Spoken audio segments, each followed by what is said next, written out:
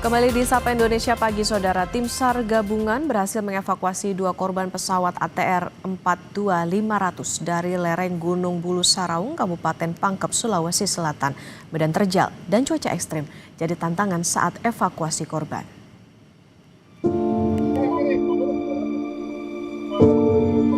Jenazah pertama korban kecelakaan pesawat ATR 42500 tiba di Bidokes Polda, Sulawesi Selatan. Jenazah langsung dibawa ke ruang forensik untuk menjalani pemeriksaan postmortem guna mengidentifikasi korban. Korban merupakan jenazah kedua yang ditemukan oleh tim SAR pada Senin siang 19 Januari kemarin di kedalaman 500 meter dari puncak Gunung Bulu Saraung. Proses otopsi dilakukan sesuai standar forensik yang berlaku. Sementara satu jenazah lainnya korban kecelakaan pesawat ATR 42500 berjenis kelamin perempuan tiba di posko tim SAR gabungan di Tompo Bulu Pangkep, Sulawesi Selatan. Korban ditemukan berjarak kurang lebih 500 meter dari puncak Gunung Bulu Saraung, berhasil dibawa turun ke posko tim SAR. Tim SAR harus bekerja ekstra di tengah kondisi jalanan yang licin saat hujan. Setibanya di posko, jenazah langsung diperiksa tim DVI. Penemuan jenazah pada malam hari ini adalah jenazah yang kedua, yang berjenis kelamin perempuan. Jenazah ini kita tarik dari kedalaman kurang lebih 350 meter. Langsung menurunkan jenazah sampai dengan di pos desa Tompo Bulu ini sekitar pukul 20.00. Langsung diterima oleh tim DPI dari Polda Sulawesi Selatan. Sementara Basarnas menyatakan pergerakan smartwatch milik co-pilot pesawat ATR 42500 usai kecelakaan merupakan rekaman beberapa bulan lalu. Basarnas menyampaikan jika keluarga telah menerima penjelasan tersebut. Yang nantinya semua barang yang berhubungan dengan perlengkapan pribadi akan kita serahkan kepada keluarganya kalau memang korban dinyatakan meninggal dunia. Tapi mohon doanya bahwa kita masih bermain di golden time. Kita berupaya dengan situasi yang ada, kita ingin menemukan korban dalam kondisi hidup. Tantangan saat ini yang kita hadapi yaitu kondisi alam. Sebelumnya, keluarga co-pilot mengungkap smartwatch milik Farhan masih terpantau aktif setelah pesawat ATR 42500 kecelakaan. Perangkat elektronik itu bahkan terpantau merekam adanya pergerakan langkah kaki sebanyak 13.647 langkah. Terus HP-nya sekarang udah dipegang sama adik saya. Nah, HP dia itu terhubung ke smartwatch-nya. Terus dicek smartwatch-nya itu ternyata ada pergerakan langkah kaki Farhan. Dari pagi jam 6 ada berapa langkah, terus ditambah lagi jam 10 sampai malam juga ada. Saya lupa jamnya berapa aja. Intinya pergerakan langkah kakinya itu makin lama makin bertambah. Tolong turunkan tim SAR lebih banyak lagi, Pak. Pencarian ke-8 korban lainnya masih terus dilakukan. Tim SAR gabungan mengungkap medan terjal dan cuaca ekstrim menjadi kendala dalam upaya evakuasi. Tim Liputan Kompas TV.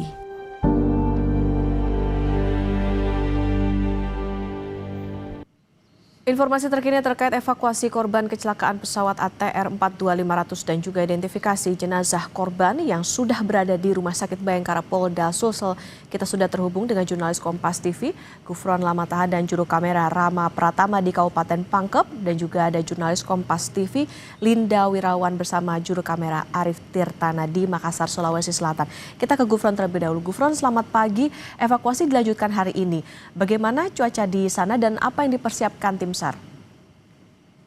Selamat pagi Okta dan juga saudara, betul sekali untuk evakuasi memang dilanjutkan pada pagi hari ini. Setelah semalam korban kedua ini berhasil dievakuasi ke posko yang ada di Pangkep, terus kemudian diserahkan ke tim DVI untuk identifikasi awal dan selanjutnya dibawa oleh mobil ambulans menuju Rumah Sakit Bayangkara. Untuk korban yang ditemukan pertama pada hari kedua setelah kecelakaan ini memang memakan waktu lebih lama karena menempuh jalur berbeda dengan korban yang kedua.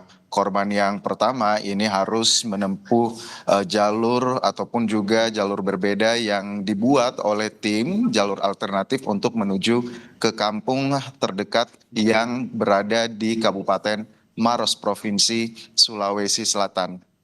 Untuk pagi ini ada kurang lebih 6 tim yang terdiri dari 30-an orang termasuk warga lokal yang nantinya akan ke puncak Bulu Saraung untuk kemudian melanjutkan pencarian lebih lanjut mengganti tim yang sudah memang sejak kemarin berada di atas Gunung Bulu Saraung. Tim SAR yang tergabung pada pagi hari ini memang dipersiapkan untuk bisa menginap semalam atau beberapa malam gitu ya di Gunung Bulu Saraung sambil menunggu cuaca membaik di atas gunung. Untuk korban pertama, Okta dan juga saudara, memang setelah semalam ini dibawa ke kaki gunung ke Kabupaten Maros, kemudian tim SAR ini beristirahat sebentar karena memang kelelahan setelah membawa ataupun juga memandu jenazah korban ini dari lereng gunung ke kaki gunung.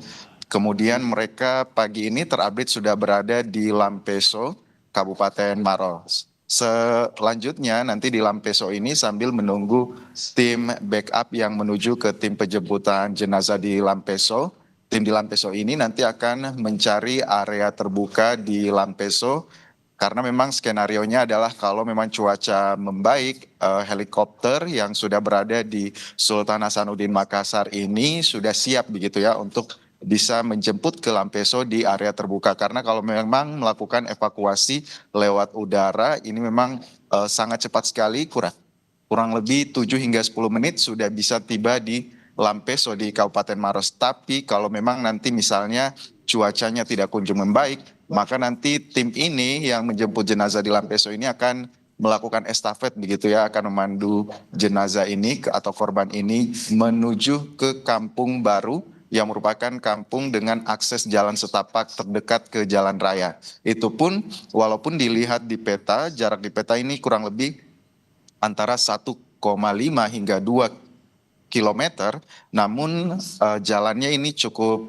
bervariasi dan juga cukup menghambat pergerakan tim SAR walaupun memang tidak terjal, tapi ini cukup memberikan penghambat untuk tim SAR karena harus menaiki dan juga menuruni bukit dan juga melewati beberapa anak sungai. Seperti yang kita ketahui dan juga mungkin informasi kepada saudara yang ada di rumah bahwa memang topografi Gunung Bulu Saraung ini berelief tinggi terus kemudian dengan lereng curam dengan ketinggian kurang lebih 1.300 mdpl dan juga memang teksturnya kasar didominasi oleh formasi kars dan juga bebatuan dengan jalur yang terjal apalagi dengan cuaca yang tidak bersahabat pada pagi hari ini juga cukup memberi penghambat begitu ya bagi tim SAR yang ada di Gunung Bulu Saraung. Namun ini tidak memberikan turunkan semangat begitu ya bagi tim yang ada di posko Pangkep ini karena memang tiap pagi mereka melakukan apel dan juga persiapan untuk siap siaga saling bergantian begitu ya untuk naik ke Gunung Bulu Saraung dan juga mencari titik-titik serpihan pesawat dan juga mencari korban-korban lainnya. Hingga saat ini masih ada 8 korban yang belum keberadaannya ataupun juga belum diketahui kabar terupdate-nya. Kemudian juga memang nantinya untuk evakuasi lewat udara nanti akan menunggu di Kampung Baru di Kabupaten Maros, terus kemudian juga pencarian lewat udara ini juga tetap akan terus dilakukan karena memang ada beberapa fokus dan juga tim yang diberikan instruksi langsung begitu ya oleh kepala Dalton atau pemimpin Dalton masing-masing tim ini memberikan instruksi untuk bisa fokus mencari korban yang paling utama karena ini menyangkut nyawa. Terus kemudian ada satu tim yang memang ditugas khususkan untuk mencari ekor pesawat. Untuk titiknya sebenarnya sudah diketahui, namun untuk menuju ke titik ekor pesawat ini membutuhkan ekstra dan juga membutuhkan tenaga ataupun juga kondisi fisik yang prima. Karena seperti yang kita ketahui, black box ini juga menjadi hal penting yang harus dijemput dan juga harus dievakuasi oleh tim SAR untuk bisa mengetahui apa sebenarnya data recorder ataupun juga percakapan terakhir antara co-pilot dan juga pilot sebelum ataupun juga selama penerbangan rute Yogyakarta-Makassar beberapa hari yang lalu. Tentu saja kita akan berharap kita berdoa bersama-sama cuaca baik hari ini sehingga nanti evakuasi bisa dilakukan melalui jalur udara, terus kemudian juga pencarian bisa berjalan lancar. Okta. Oke, baik, 6 tim disiapkan dan tadi cuaca dan juga medan terjal masih menjadi tantangan. Dari Gufron kita ke Linda Wirawan. Linda, selamat pagi. Apa sudah ada lagi jenazah yang tiba, Linda?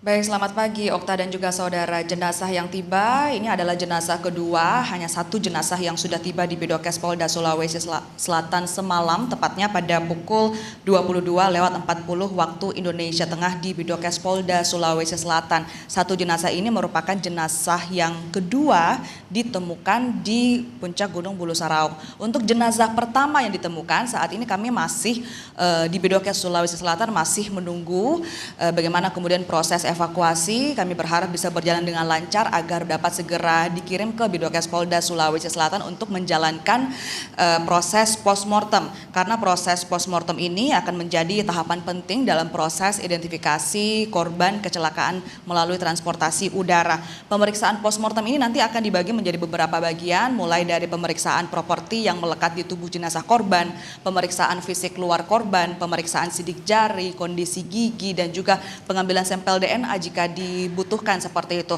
Setelah kemudian dilakukan hal-hal tersebut, akan dilakukan rapat rekonsiliasi untuk mencocokkan data antemortem yang sebelumnya sudah diambil oleh keluarga korban berupa sampel darah dan juga air liur dan juga identitas-identitas korban lainnya dicocokkan dengan postmortem. Jika kemudian cocok, ini nanti akan digabungkan oleh tim DVI Polda Sulawesi Selatan, dan jika dinyatakan cocok nanti akan disampaikan kepada masyarakat dan juga kepada keluarga korban sebelum diserahkan kembali kepada keluarga korban. Dari kami sendiri sudah berada di Bidokes sejak malam tadi, dan juga dari pantauan kami sejauh ini tidak ada kendala. Jika kemudian berjalan dengan lancar, kami akan masih menunggu bagaimana kemudian hasil postmortem dari jenazah kedua yang sudah tiba di Bidokes Polda Sulsel semalam. Okta.